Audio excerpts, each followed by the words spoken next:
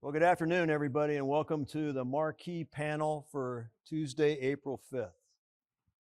Feels pretty good up here in these velour chairs.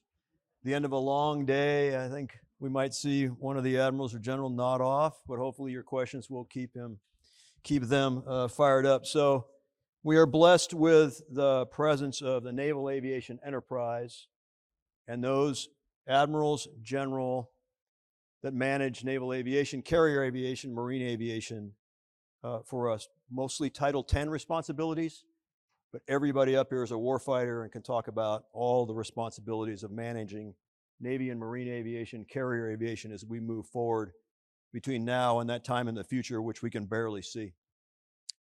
I'm going to introduce each panelist. I'm going to ask them to give opening remarks, and then we'll go free flow. I've got several T-ball questions, not even softball, and I'm counting on the hard questions coming from the microphones. And so feel free as we're talking to go up to those microphones, and we'll give it to the appropriate officer.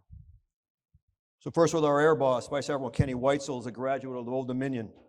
He received his commission in 1985 and earned his Wings of Gold in 1986. He's a graduate of Joint Forces Staff College and Naval War College with a master's in National Security and Strategic Studies.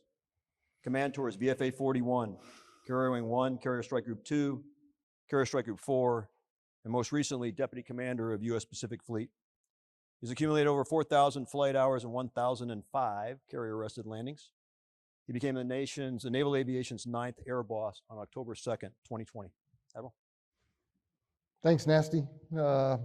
Appreciate the Navy League being able to put this forum on so that we can have some frank talk about where we're going in naval aviation between now and 2035. If you look at the three vision statements, the three priorities in the vision statement is building capability and capacity to win in great power competition, generate forces for the fleet commanders, and then build revolutionary training for both officer and enlisted.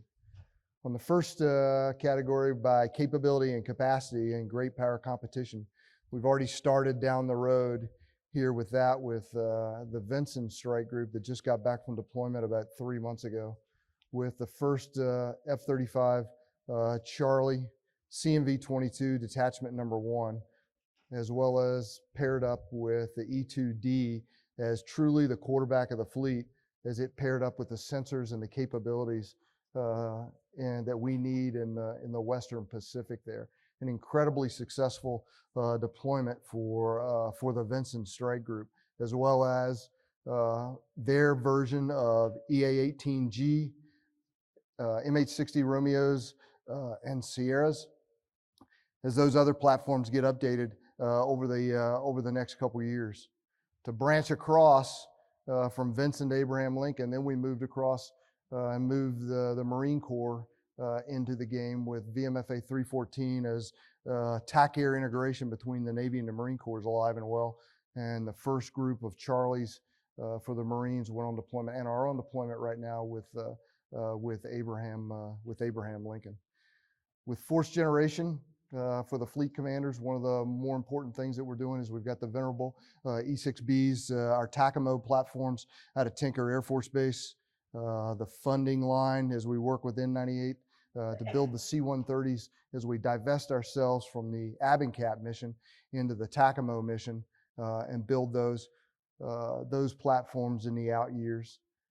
We've also got future vertical lift that we started negotiations or started talks on what's going to replace the Romeo and Sierras in the out years. And then as we start working our way down some of the block upgrades. P8s, completed transitions for P8s, so P3s, the two squadrons that are flying P3s still are the reserve squadrons, but they've been funded for P8s. Triton did early operational capability in January of 20 and deployed to Guam and did a seasonal relocation plan to Massawa later that year in the summertime of 2020, and we're getting ready. We left one Triton over in theater in Western Pacific, and we flew one back to Mayport so we could do IFC block upgrade training, both for the maintainers as well as for the aircrew out of Mayport, as well as fly some training missions out in the Atlantic and do some work down in SouthCom. Our next upgrades that are coming is as we pulled the first 8 EA-18Gs as we move towards Block 2. Growler capabilities mod, those have been modified and are on timeline out of Whidbey. Block 3 Super Hornets are starting to be delivered. JSF, we're working towards Block 4 JSF, that platform as we work with Lockheed Martin for that, and we continue the DISC, the E2D software updates for E2D. We're in tape load 3.1 right now as we move into tape loads 4 and tape loads 5. Then we truly get into great power competition and a platform that will be able to control the fleet. Further, as we work down the line, we're working next generation air dominance platform and family of systems, which is going to be the unmanned piece. And then we've heard talk this morning with SecNav, as well as some of the other panels we've talked about. MQ-25 has completed 35, 36 flights with Boeing now, and it's did the flight deck tests on George Herbert or Walker Bush as we continue to go through the flight test envelope for MQ-25 for 2025 IOC and 2026 deployment on Theodore Roosevelt. So a lot of stuff coming down the line for us, but we're on the right path to be able to fight in this great power competition environment. And I look forward to your questions here later on. Thanks, Air Boss. Vice Admiral Carl Chebby assumed command of Naval Air Systems Command in September 2021. Over 20 years experience as an aviator, acquisition professional, engineer, and a program manager. As an F-14 pilot, moment of silence. Vice Admiral Chebby is a graduate of U.S. Naval Test Pilot School and Navy Fighter Weapons School. He's a patch wearer, served numerous acquisition program management tours, including the F-18 and the E-18G program, precision strike weapons, naval integrated fires, PEO for C4I and space. Most recently, the Deputy Program Executive Officer for the F-35 Joint Program Office. He's logged more than 3,700 flight hours, 700 carrier lesson landings with various platforms. And because he joined this panel today, I will say, go Pats. There we go. Thank you. Admiral, go ahead, sir. Well, thanks, Nasty. It is great to be up here with these panel members. My parents asked me when I picked up Navair, what does Navair do? The best way I can explain it is we are in the business of naval aviation. We are responsible for delivering the warfighting capability the fleet needs to win at a cost we can afford. That's what I consider my job to be. I am the supporting commander. And if I look at DCA, I look at Air, Land, and Air Forces, they are the supported commanders. Deliver the warfighting capability that they need to win at a cost we can afford. So that's where Navair is going, and that is our North Star. The priorities from Navair, three priorities and 4 focus areas. The 3 priorities are simple. Deliver integrated warfighting capability from seabed to space. We're at sea, air, and space. So how do we connect networks, sensors, platforms, and weapons to provide increased warfighting capability through spatial and spectral diversity? Integration and distribution to enable maneuver. We've heard that for many, many years. That's what we need to do. The second thing is building the partnerships. As we deliver the system of system capability across PMs, across PEOs, across SysComs, across services, and especially with industry. As we deliver this integrated warfighting capability, we need a strong partnership moving forward. And you heard that again this morning from SecNav, large and small businesses as we move forward here. And the third one is developing our workforce to deliver the next generation of warfighting capability. And I'll talk about that in just a second here. From a focus areas, it's speed of capability delivery. How do I change the how we deliver warfighting capability, modernizing our environments from a digital environment from both hardware and software. So think model-based system engineering, think DevSecOps. Getting after the architectures, containerization of software, as well as government reference architectures.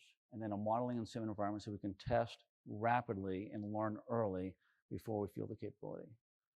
So that's speed. Affordability, if you look at all the budgets and you look at what it costs to operate and sustain our platforms today, the cost to operate and sustain is exceeding our budgets. So what can we do today to shift the curve down and then bend it in the future?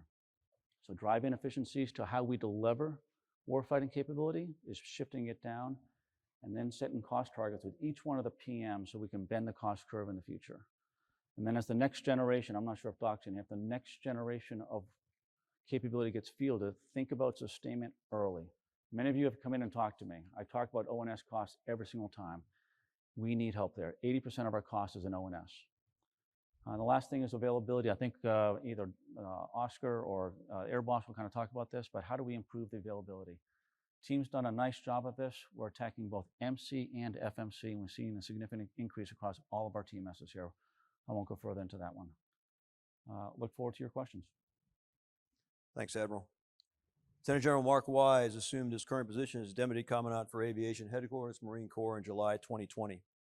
He has over 4,000 hours of flight time, mostly in the F-18, including combat deployments with USMC land-based and 2 carrier deployments on Roosevelt and Washington.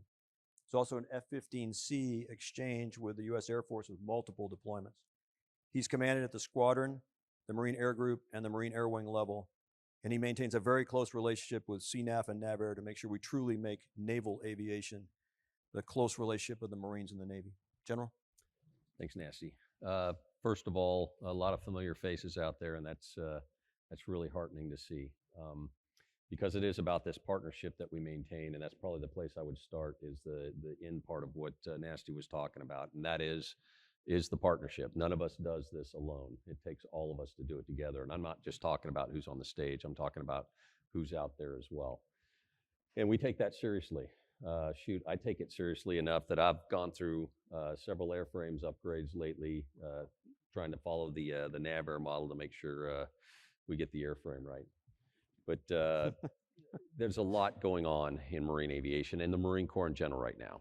And the way I would classify that and also define it better is most of what you've heard is probably a term called Force Design 2030.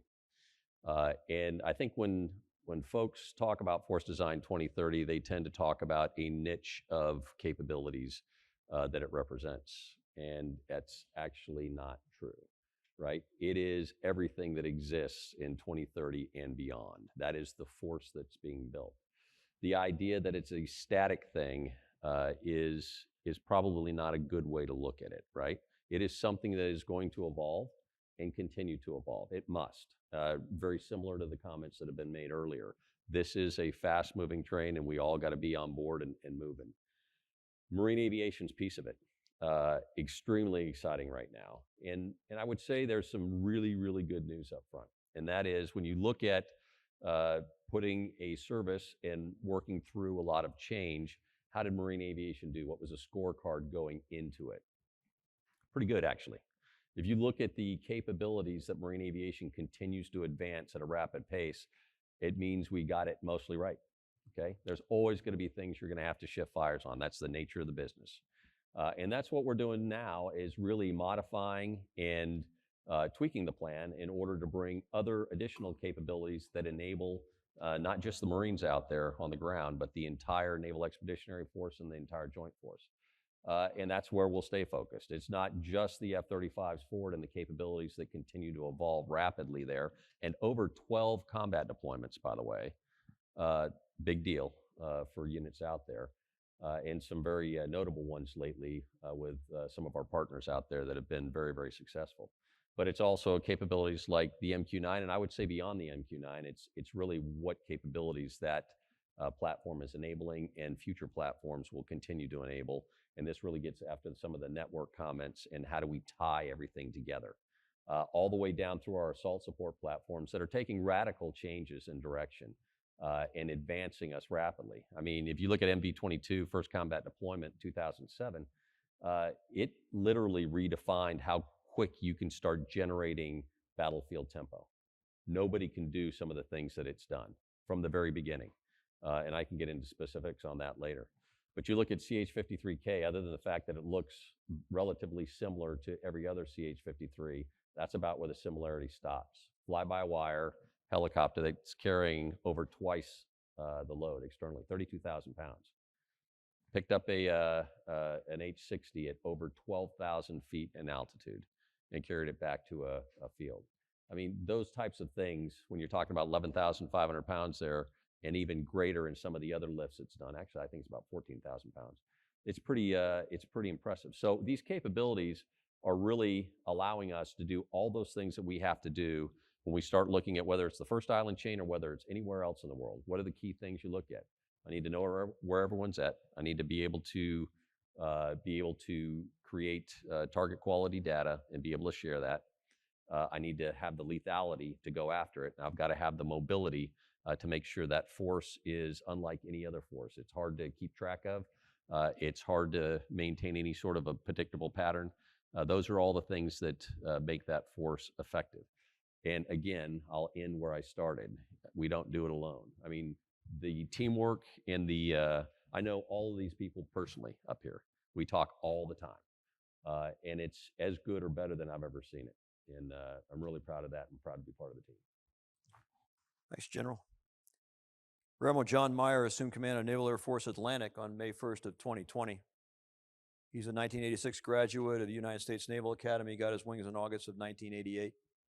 Commanded VAQ 136, went nuclear power, XO of Truman, deep draft Gunston Hall, LSD 44, and was the pre-commissioning unit CO of Gerald R. Ford. And if you were in the carrier panel this morning, you heard Paulie Lanzolata talk about what a success Ford has been, and Carrier Strike Group 10. He's accumulated over 4,000 flight hours and 675 carrier landings. Admiral Meyer. Thanks, Nasty. And to the Navy League, thank you very much for the hospitality, for hosting. And I'd be remiss if I didn't offer the firsthand account I have of Navy League's direct engagement on that initial commissioning crew for Gerald R. Ford. It was truly impressive. It really resonated at the deck plates for a lot of sailors that, quite frankly, weren't aware of the heavy lift that Navy League does behind the scenes. It really touched every sailor on board that ship. So thank you for this event, but also for that as well. I'm really fortunate to be here as Naval Air Force Atlantic and to work so closely with this whole team, but especially with the Air Boss. And in many ways, I refer to myself as Deputy Naval Air Forces with the Air Boss. And I say that's not my title, but I say that because the alignment between the Air Boss and I is spot on. And there's really no space between that, even though we have different air forces on different coasts, and we work incredibly closely together. As we think about future readiness, I want to touch on a little bit of really what is my day-to-day focus, which is a little bit more focused on current readiness. And I described it, many in the room are familiar with what's probably best described as the yin and yang of current readiness versus future readiness. $1 invested today might be $1 that you can't invest tomorrow. We've made tremendous success here in the last 3 years, I think, in material condition for our aircraft readiness. We started this journey a while ago with the F-18. For the last week, we're now up to averaging 360 mission capable F-18s for the last week. And that's really that's been our North Star now for this year.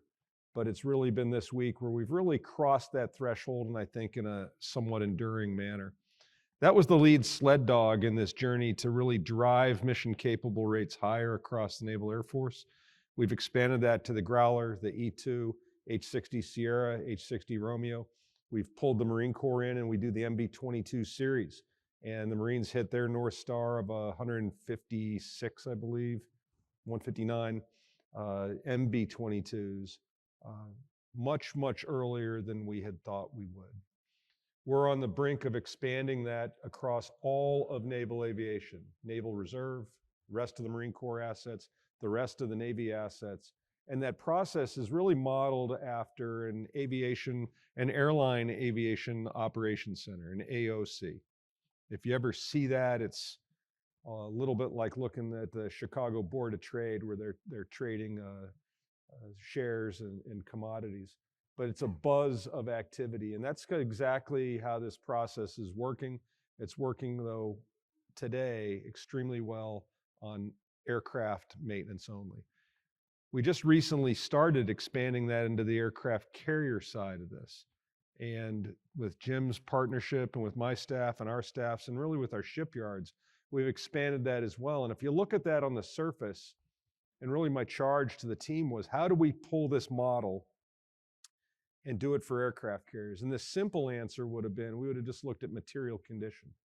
But that's entirely too simple for an aircraft carrier. It's a much more complex system. So we do look at CAS reps on our aircraft carriers, and we're aggressively driving the numbers of CAS reps down and the time to respond to them down, which means we're improving the material condition of our aircraft carriers. We're 5 aircraft carriers into this process, and we'll expand that, and I think we'll expand that to the entire carrier fleet. But it's more than just looking at CAS reps. So we're looking at the maintenance availabilities, and that's been perhaps one of our sticking points across the whole surface Navy, really across the entire industrial capability of getting our ships out of shipyards on time. You know, the number of ships that we need, we hear that conversation a lot, or the number of aircraft carriers we need. Well, a huge factor in that is the time that they spend in a maintenance availability. If they spend half their time in the maintenance availability and you got to train, you're really only getting about 1/3 of the life operationally out of that unit. So attacking the maintenance piece through the planning, and we're doing that in this process right now. And then we're also looking at ships change documents, damage control capability, and a broader look at readiness at large. That's largely what I focus on. And then probably one of the biggest elephants in the room, and you can't have this conversation about future readiness unless you drive current readiness more cost effective and more efficient. That's a huge focus for the Airboss, really for the whole team here, is we drive cost out of our system to be able to take some of that cost savings and put that more into future readiness of how we invest into things like MQ-25, CMB-22, JSF, and NJAD. So look forward to your questions. Thank you. Admiral Meyer, thanks for the segue. Ladies and gentlemen, Navy and Marine aviation can project power over long distances, but the main striking force of high-end airplanes goes to sea with a carrier underneath it. Admiral Jim Downey is a professional surface warfare officer and acquisition professional. He's the Navy's program executive officer for aircraft carriers, overseeing a $50 billion portfolio that includes design and construction of Gerald R. Ford class carriers, execution of midlife refueling complex overhauls, or RCOH, for Nimitz class, inactivation of ex-USS Enterprise, and life cycle support for all in-service aircraft carriers in the fleet.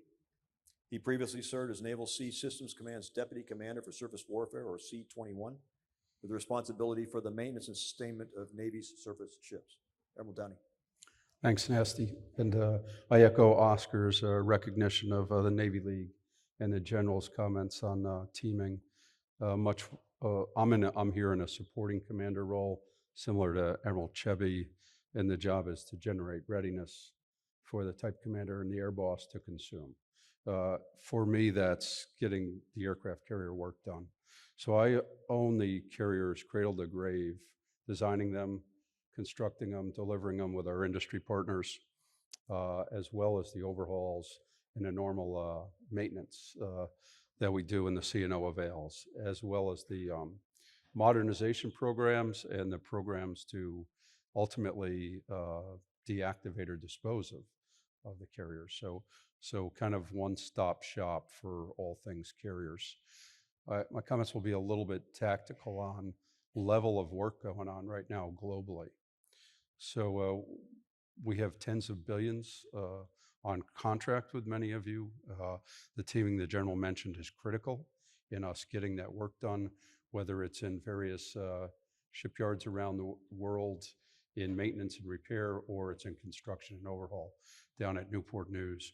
We're somewhat at we're at a very significant level of work. We're working on 8 carriers right now. We've got TR and a docking in Puget, and overall going well. Reagan is in her typical annual availability in Yokosuka, and as all things Yokosuka and 7th Fleet on time, as we press through that to make sure she stays ready. Then we have Ike in Norfolk Naval, and as we swing over to Hampton Roads, a tremendous amount of work going on there. So as I mentioned, Ike, she'll be followed by Truman this summer, pending Truman's tasking. And then over at Newport News, we have 2 refueling overhauls going on, 73 and 74. 73 in her last year here of effort, and 74 wrapping up her first year. We have 79, who's 85% complete and is scheduled to deliver at the end of fiscal year 24. We did some major changes to her delivery approach over the last 2 years to not have a two-phase delivery and do a whole mechanical electrical delivery in 22 and finish the ship in 24. The why on that was to get back to full ship deliveries, a traditional delivery approach, and enable learning for the two-ship buy on 80 and 81. A projected significant task there awarded just a few years ago. And the second reason we were able to do that is some of the systems that were going to take a bit longer, the new radar systems, some of the related combat systems are trending about a year ahead of schedule. So we were able to do that and set JFK up for a full ship delivery in 24. The new Enterprise, the shipyard put the keel block in place today. So she's about 15% complete. We'll have the formal ceremony later this year as all those appropriate seniors are available. And significant procurements, as many of you know, going on the material ordering side for 81. And then I didn't mention Ford, but I think you've all read a lot about Ford for many years, a lot of positive things over the last couple of years. She has finished her post-delivery tests and trials, very, very successful there, wringing out of many of the systems we provide across NAVC and Navair, and getting the ship ready to take on operational tasking. Then went on to full ship shock trials, was a very successful series of events last year. And I'll just share with you, the last ship we shocked was 71 in the 1987 timeframe. And the end result of that program was Ford's, the shock trials results on Ford were 20% of what they were on 71. So a really solid shock wall component program there. And now she's off into her workups to get ready for use by the Navy. We have a very tight partnership up here, as the seniors mentioned, and I look forward to the opportunity to address your questions. Thank you. Thanks, Admiral. Air Boss, you and General Wise both mentioned pretty massive transitions to new airframes. Air Boss, start with you, and then General Wise. Would you characterize how you are, and I know we can't go too far down because of classification, but you don't just white out the old airframe, put in the new airframe. So in your TAC memos, bringing on unmanned, you're bringing on the networks Admiral Chevy talked about. How are you getting your force to bring on those new capabilities and fight at a higher level against a peer threat? Yeah, probably the best example is JSF and Cherry Covarrubias up in as a JSF Commodore. I look at his syllabus and that last part of revolutionary training, as well as a revolutionary platform, where he's essentially got a syllabus that's about 55% sims and 45% flights, as well as when a graduate comes out of the FRS, a student comes out of the FRS, he is already a level 1 combat wingman, which takes about 8 to 9 months to qualify out into the fleet. So what we've seen is, the kids that are coming through nowadays have got the intellect level, they've got the button pushingology level, and we've started to retrofit that back into training command with Task Force or Project Avenger and Project Corsair and Project Hellcat. Avenger's been an incredible success. We're on our third class right now, where we've added almost 50 virtual or augmented reality events and still cut the syllabus by 2 weeks so that the students are going at any time into a hangar that's suited up with sleds and they're flying augmented reality. They can hook up and fly section with their own with other wingmen that they want to go in with, or they can fly an event. All of this, that Avenger, all came from 2 students who couldn't get through primary flight school and said, this is what we need. This is how we learn as today's generation. And they built the augmented reality. And then Sinatra had the wherewithal and the intellect to take us into the augmented reality. The transition for us to CMV-22, we did it on the backs of the Marine Corps. They taught our enlisted how to maintain the aircraft. They taught our officers how to fly the platform. and they transitioned us out to North Island, California. So that platform, as we move from a brown dirt, delivering warfighters to a logistics platform and expanding those envelopes for that platform, has been impressive. The Growler has, in its pairing with the JSF, has been a game changer from a tactical perspective on the situational awareness that it provides with a jitters radio that provides some satellite communications and situational awareness that's coming from well over the horizon into the Growler and then is projected out into the other platforms, including the E2D, which then projects it at even further. The distributor or the DMT trainers for E2D. As we've gone into the platforms, the simulation has also gone to the next level. Again, following what Sherry Kovarubis is doing at JSF is what we're going to do with our other platforms. P8 followed airline industry. Their ASW sensors for their tachos is state of the art.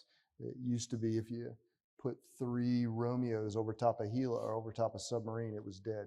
You put 1 P8 over top of a submarine nowadays, it's dead. It's that kind of technology that's built in. So from curriculum development, that industry has done a phenomenal job, especially with the new platforms, to building simulators, maintaining the tapes and the tactical relevance of the simulators, and then bleeding that into the platforms. We're more relevant, we're more tactical, and we're more safe.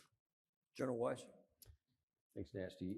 So Airboss really did a great job of covering down on the training aspects of how do you bring new systems online? How do you evolve training in order to give a better, not just a head start, but a better product at the end of our aviators coming through? I think so. I won't rehash a lot of that. I have seen firsthand the work that Project Avenger and the like programs do, and it is extraordinary.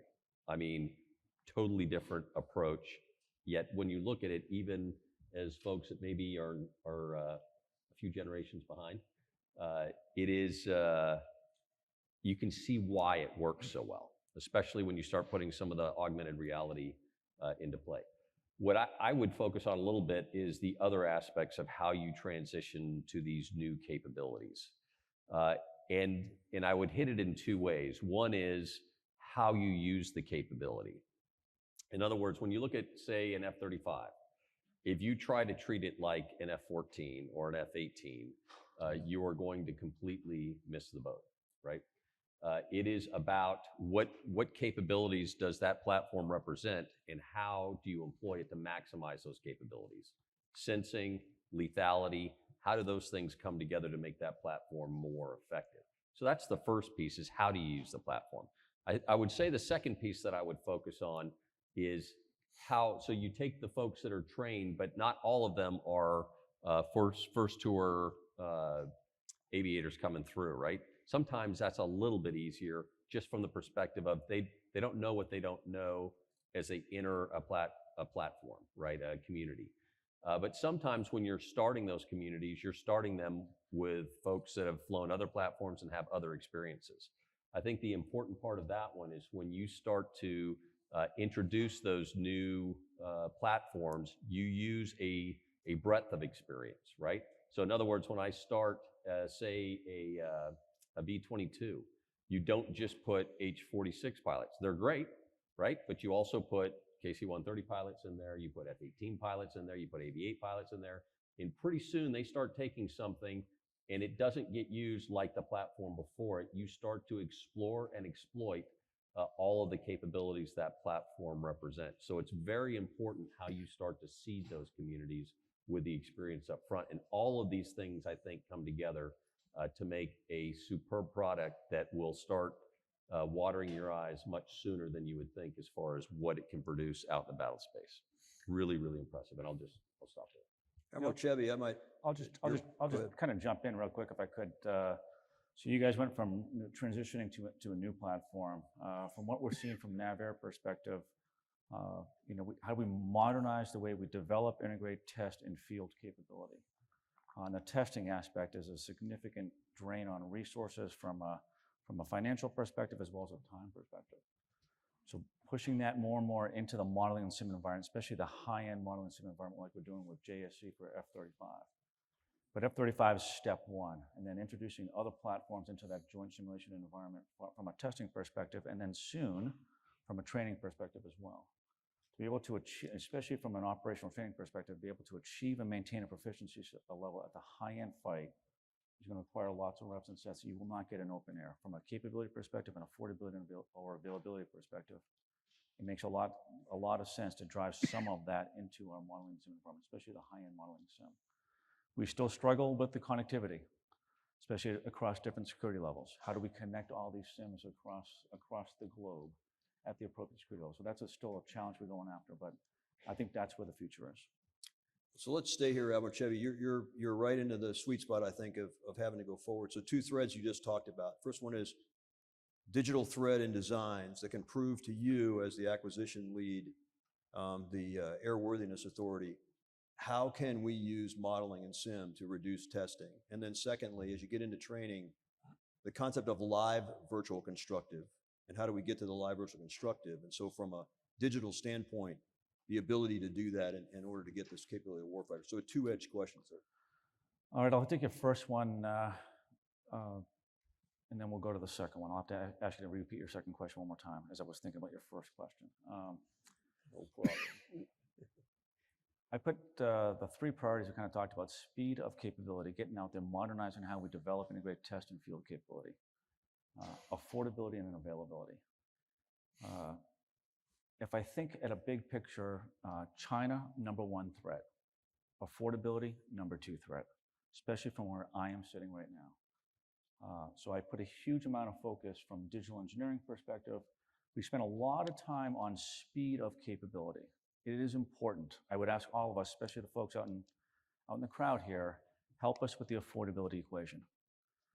If we don't, I think Oscar mentioned this, if we don't fix that, without any more additional resources, we push new capability off to the right. So please help us from a digital perspective, from a reliability and maintainability perspective, from what you have on contract, deliver that to us from a reliability and maintainability perspective. That's critically important. From the digital engineering perspective specifically, we're learning, and I think we need help here. And I've met with most of the industry partners here. What does good look like? And I don't know what best in class is from a digital engineering perspective. NGAD is our, MQ-25 and NGAD are our first forays into this domain. And we're trying to work with the primes on each one of those, but developing our workforce to think differently about the problem, what we can and cannot accept, has been a heavy lift. Industry, my feedback from industry, it's been you had the same heavy lift. We've trained our folks for such a long time on how to do a single process. Now we're asking them to look at it differently. So it's a heavy lift from a digital engineering perspective. That's from a hardware perspective. I think software, I think we're more along in that domain. We have a lot of examples, whether or not it's commercial industry, on how to do DevSecOps, how to do containerization of software, and how to get into a sim environment so we can do rapid iterations of that. I'm not sure if Doug Small is here, but Doug is putting a big focus on that, even from a project overmatch perspective.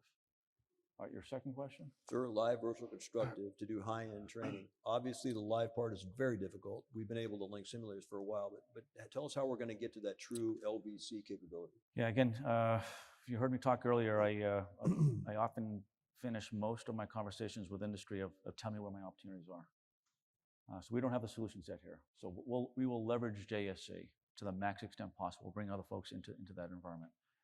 We are leveraging what we're doing with NCTE and DMON from the Air Force perspective. But to my earlier comment, the security environment is still kind of a struggle for us here. So we have not solved this one. We need to do that. I'm not sure if Airboss or Oscar have anything else to add to that one. You've got a CAG 7. Your vignette there is pretty impressive. Yeah, if I can offer, I think we're making pretty substantial progress on the LVC front.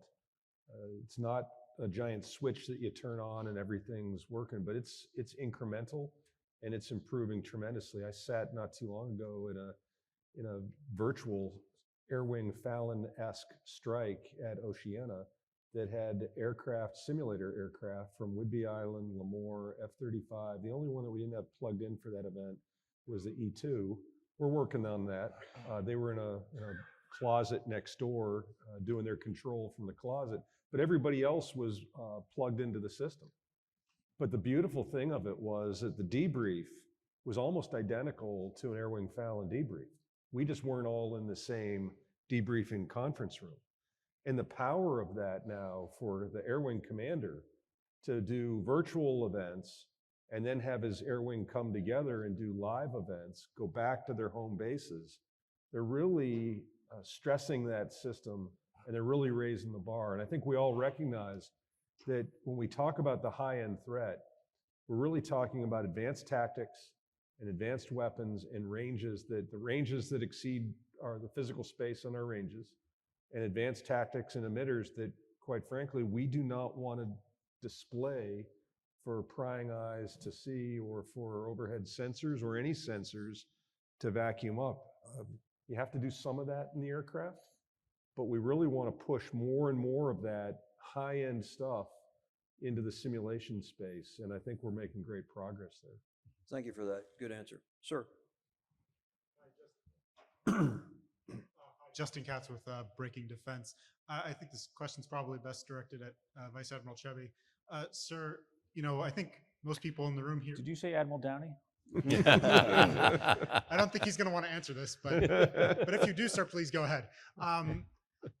I'd imagine most people in the room here have heard the stories about the additively manufactured tank impeller that the Marine Corps did, and that one part that went on a V-22. But I was wondering if you could kind of give us your thoughts on additive manufacturing, and are you seeing advances in it such that we'll see more airworthy parts actually going on military aircraft, or is it still kind of a more of a novel capability where we're just seeing the impeller and the V-22? Yeah, great question. My deputy commander is right here in the front, Tom Radowski. Tom worked on a lot of this when he was over in the engineering department at Navair. I think we're still at the novel stage. We have some components on our aircraft who are flight worthy, but we're not mass producing a bunch of aircraft components that are critical safety items today. So more work to be done there. I think we're putting a big pressure on that. And again, if you go back to the affordability and availability aspect of this, making that investment now will eventually drive costs out of the system and increase our availability of our aircraft in the future here. It's being committed to that. So we're making progress, but I still would characterize that as novel today. Admiral Downey, it's been difficult, and in my experience as well, in command of aircraft carrier, to get the ship underway on time, out of an availability, and with everything you need to do to that ship. Sir, can you describe the efforts you're doing to maintain the force that the Air Boss Airland need to put to sea and forward as ace of O factor? Yeah, it's a great question, Nasty. Sometimes I think not enough, but we are, so on the CNO avails, the 13 of the last 16 have gone on time. So pretty good there. Ford's PIA planned incremental availability finished a day early. So that was pretty significant for first of a class. We're working this as part of the larger naval shipyard sustainment effort. We are working this really as a larger SecNav and CNO, get real, get better type of initiative. We're focused very much so on the left side of the equation, the planning for these availabilities. So I'll hit that, and then the larger complex stuff of overhauls and new construction. So we have the force of Navy leadership engaged on all of the upcoming submarine and carrier availabilities. Why they get done principally in the public shipyards. They're all nuclear programs. So we have brought the rest of us in to assist in those efforts. And we've been very, very focused on the front end. Are you getting the planning done? Are you ordering the material on time? And this is going to take, since this initiative has been going on for about a year, following the aviation initiative to get more aircraft or have more aircraft in a ready state, we're starting to see some progress here, whereas carriers are currently meeting the projected requirements for schedule adherence.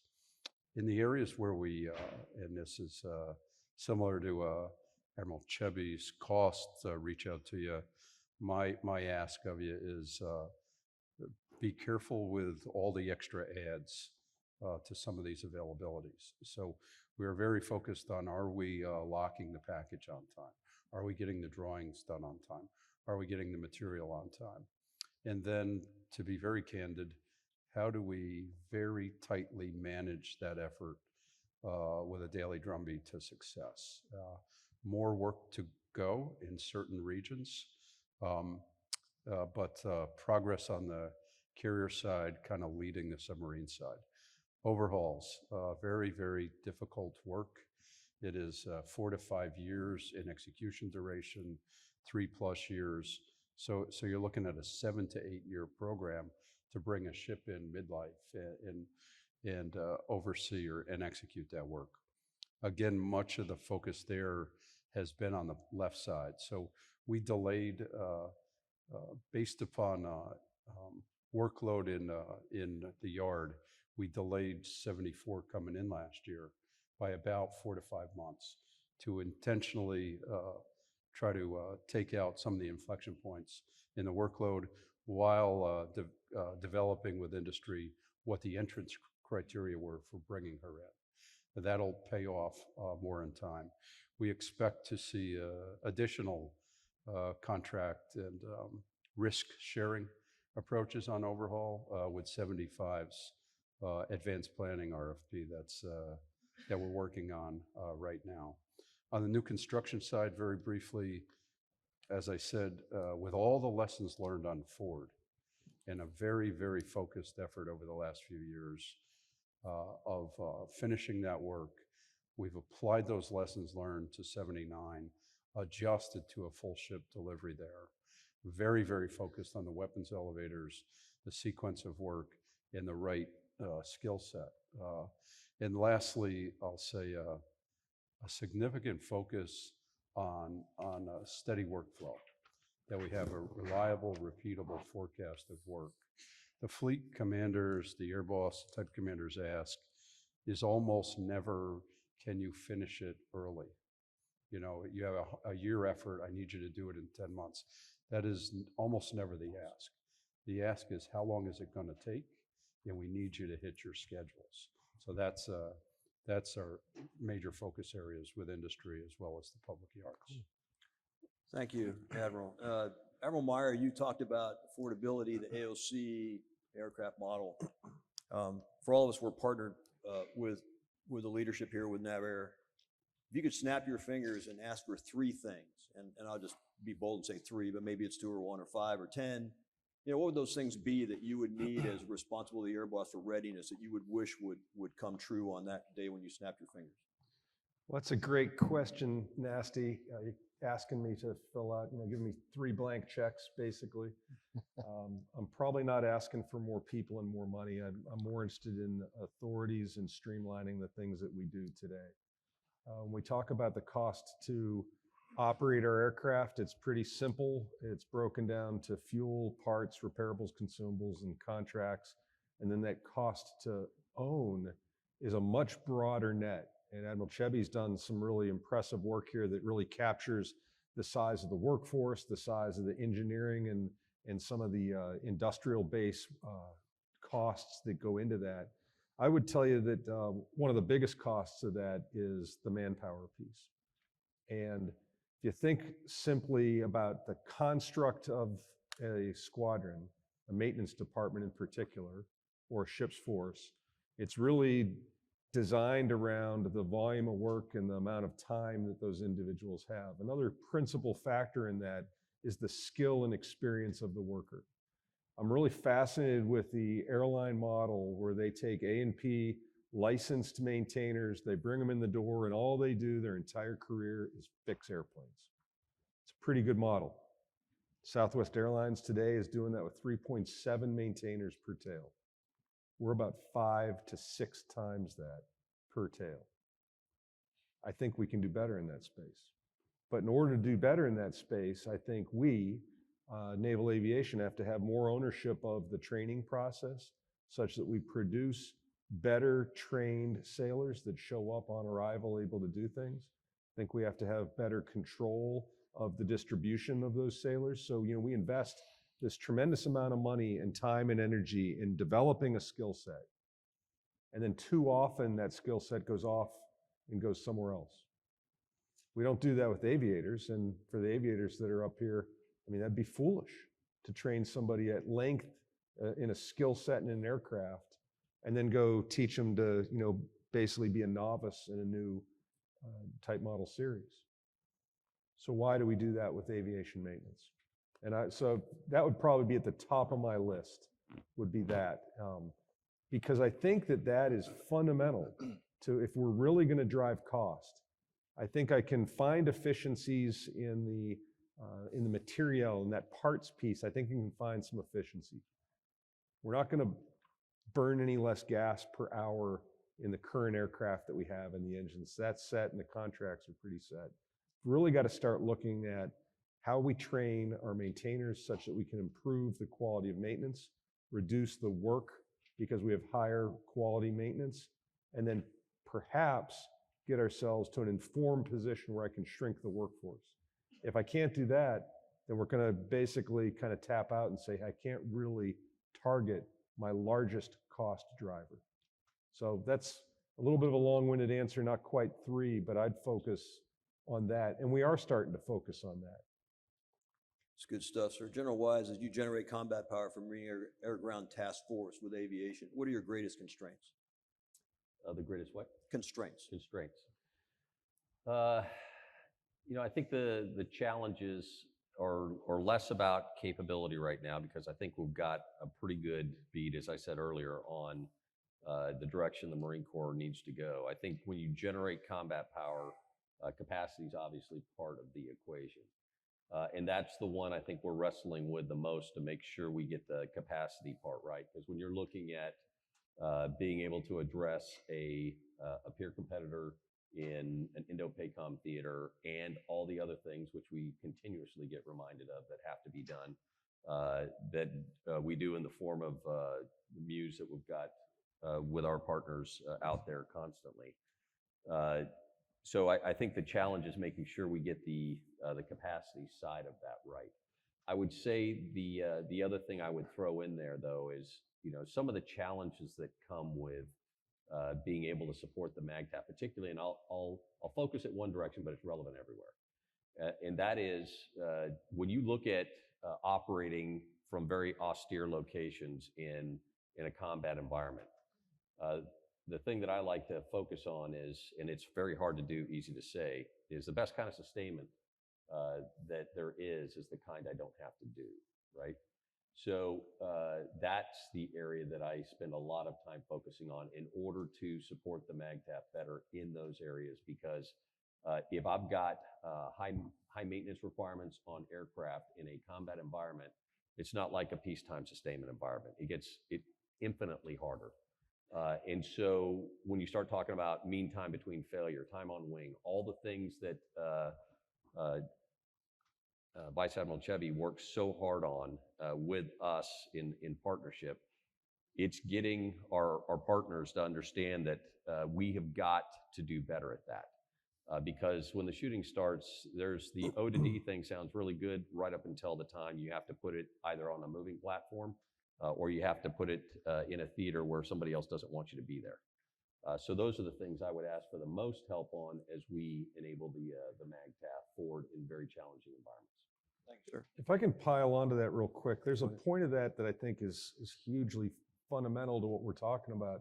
Parts reliability in the maintenance plan itself. We recently went through an effort, we called it Maintenance Reset on the F-18 maintenance community. And what we found was that over the years that the maintenance requirements had kind of evolved into, your grandma's closet. It had a lot of things in there that nobody wore anymore, that were maybe overlapping, too much of this.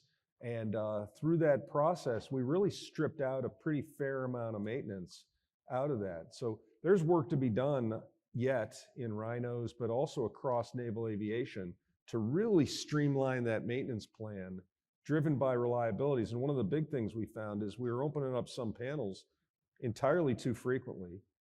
We didn't necessarily have the best training for how to put those panels back on and seal them. And then we drove corrosion issues as a direct result of that. I mean, that's a classic example. And we fixed that. No doubt there are other aspects of that that we're getting after aggressively. Good answer. Sir, your question. I have one more for the Airbus. Or a favor, please. Short question, one panelist. Sir, this is for Admiral Meyer, perhaps. You mentioned you made a comment about maybe a carrier spending 1/3 of its life in shipyard availabilities. And I don't know if this study has ever been done. It probably was done maybe 20 years ago, but do we really get the days at sea from a nuclear powered carrier that we used to get from a conventional powered carrier? I just wondered if that's ever been thought about. That's my question. Yeah, Thank you. Jim might be able to give a better answer to that. I would tell you from my perspective, we certainly get, I think, an enormous return on investment. And you can't necessarily look maybe at just days to sea. There are other attributes of a nuclear-powered aircraft carrier, I think, in terms of fuel, speed, range, aviation fuel. I mean, it's a much more robust system than a conventional carrier. It also comes with, I think, a more robust maintenance plan that is the nuclear maintenance plan. I think that's probably a fair way to capture, but it's not an apples to apples comparison because of the capability of a nuclear powered carrier versus a conventional. I don't know if you have any data to back that up. So we're getting more. We're getting more than we planned to get, okay? So Nimitz, designed in the 60s, was a 30-year ship. 30-year ships. She's going to exceed 50 years in the upcoming, in the middle of this decade, all right? So she was designed to be a 30-year ship in the 1960s. There was estimates on when refueling would need to be done, and they have been updated over time, whereas instead of halfway through 30, it's done around 25.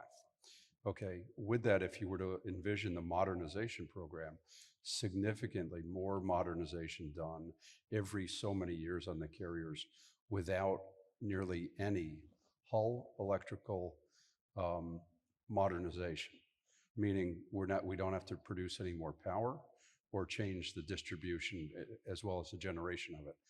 Pretty amazing. And then the carriers they are part of our OFRP cycle. So the conventional ships are, other than the refueling at the midpoint at 25, the conventional ships that make up the strike group are on the same exact cycle, that 36-month cycle. I say more than the conventional carriers because we're getting more time out of these carriers. We always look at refining that. We go a decade between dockings, for example, and that has gone from about 9 years to potentially about 12 years. While there is very significant tasking for the Navy across the board. So overall, we're getting more than the original design. Ford is expected to be on a 43-month cycle instead of a 36-month cycle, part of her $4 billion per hull across the 50 years of those ships. While I absolutely recognize we always need to be working on doing better and adhering to the schedule that's given for those maintenance availabilities. If I can, my comment was really based on, if you look at aviation over the years, it used to be how many sorties you had to fly to service a target. And that has evolved with the advent of precision munitions of how many targets can you service in a single sortie. What's happened is there's been this really an exponential increase in the lethality of our ability to target through precision guided munitions. My point there is that the efficiency that we have in the maintenance cycle, I look more to maybe what a commercial sector uses, a cruise line uses, or shipping industry. Granted, those ships are nowhere near as complex as an aircraft carrier. I understand that. But if they spend as much time in the maintenance phase as we do, that would be a much more difficult business cycle for them. My point is that driving efficiency in that area can give you more operational availability of your ships. So my point, less about the number of ships, more about the ace of bow that you get out of the ships that you have, with the biggest target being the maintenance timeline, if that makes sense. Yes, thank you. Sure. Sure, that's a great question. We're going to end with a people question and ask the indulgence of the crowd. I know you're a couple of minutes over for the reception. So, Air Boss, people question. As you take the temperature of the force, as it were, what are your commanding officers telling you? The commanding officers, the units, the CAGs, the COs, the aircraft carrier captains, about kind of the state of the force, good and other? Yeah, I think from a good side of the house, you know, the COs are talking about the JOs and the quality of the JOs that are coming in. With the numbers, the historic mission capability rates that we've got, now the flight hour program has been stressed because of the number of flight hours, the money that's gone into the flight hour program. So getting flight hours for the JOs hasn't been a problem. In the past, we had to do some restrictions last year, and as we finish up 22, it looks like funding came around for 22. So the reason we came in the Navy, the JOs are feeling like they're the masters of their domain. They're serving their country. There's value in what they do, and they understand that there's a threat out there that they could be called upon, almost like it was, you know, 30 some years ago when all of us came in the Navy, when the Soviet Union was there. So that's the good side of the house. You know, from the other side of the house, there's one big pig in the snake that's going to be around for whoever right here in the crowd is going to be the next boss. From 2004 to 2012, we underassessed junior officers. So we spent 7 years underassessing. To make sure that there was a perfect storm happening, we had physiological events that we had to get through with T-45 and out in the fleet. To add more onto the perfect storm, we had 405 engines that were not staying together and had issues in our T-45s in the training command. So underassessing, limit your production, limited first seat for aviators being produced. That pig has now worked its way through the snake from first fleet tour, and it's now back into first shore tour with training command tours. So the most disgruntled that we're having right now is we've cut 3 months off of first sea tour to get kids, make sure they have their fit reps, but get kids back into training command production, Top Gun, getting them back through.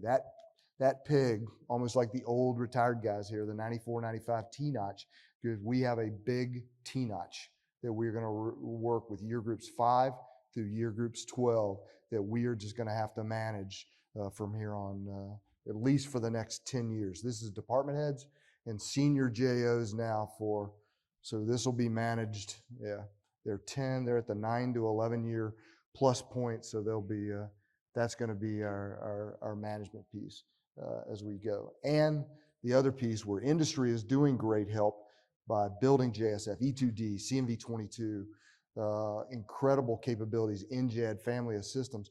The tactics that Top Gun is developing now and employing through Air Wing, great power competition. A new week was added on to Top Gun. The tactics, techniques, and procedures are so complicated now just to keep us on par with the hardware capabilities that the threat has right now. The air combat training continuum is incredibly daunting for the JOs. The administrative burdens are still there. Logging onto a computer, fit reps, evals, the day jobs that they have to do, the collateral duties. We're trying to make that easier for them so that when they strap on an airplane, they are truly the masters of their domain, and they'll go out and one shot, one kill the bandits when we go flying. We're in a good place. Well, gentlemen, it was pretty obvious that you two do talk to each other every day, and the partnership is strong between the Navy and the Marine Corps, carriers, naval aviation. So thank you very much for your time. Ladies and gentlemen, round of applause, please, for a great time.